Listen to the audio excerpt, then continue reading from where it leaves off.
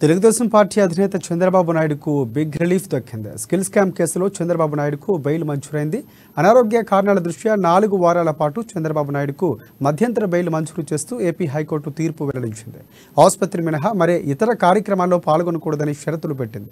ఫోన్లో మాట్లాడకూడదంటూ హైకోర్టు ఆదేశాలు జారీ చేసింది. ఇక మీడియా రాజకీయ కార్యక్రమాల్లో పాల్గొనకూడదన్న హైకోర్టు నవంబర్ 28న సరెండర్ కావాలని కోర్టు ఆదేశించింది. హైకోర్టు ఆదేశాలకు దేవినేని ఉమ, బోండా ఉమ షూరిటీ సంతకాలు చేశారు. ఇక ప్రధాన బెయిల్పై విచారణ వచ్చే నెల 10కి వాయిదా వేసింది. దిలవండుగా మద్యం కేసులో ముందస్తు బెయిల్ కోసం చంద్రబాబు ప్రయత్నిస్తున్నారు. హైకోర్టులో చంద్రబాబు తరఫు లాయర్లు లంచ్ మోషన్ పిటిషన్ దాఖలు చేశారు.